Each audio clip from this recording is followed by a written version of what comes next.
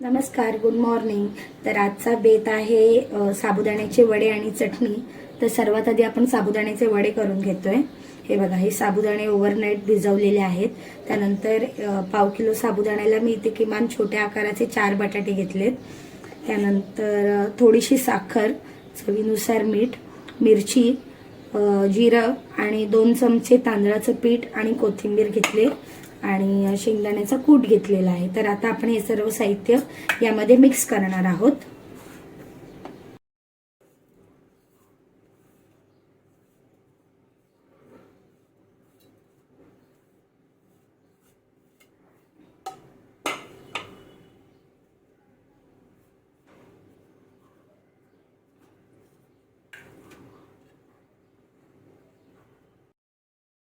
तर आता हे मिश्रण एकजीव झालेलं आहे. आता आपण वळूया चटणीकडे.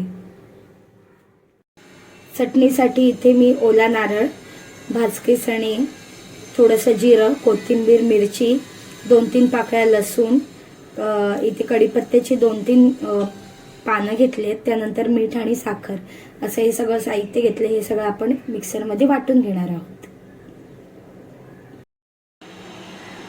तरी बघा, आपली चटणी वाटून तयार आहे.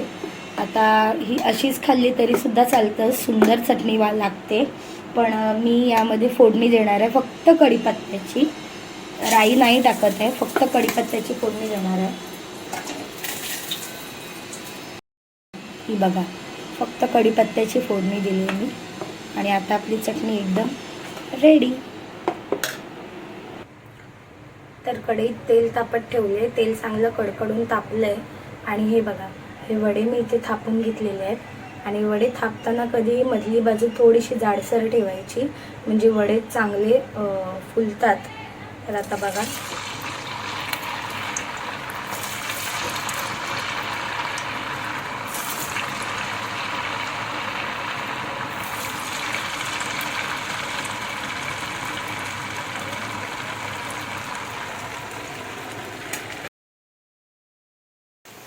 हे पहा, असे लालसर रंगावर वडे तळून घेतले छान. आणि बघा किती छान फुललेत वडे.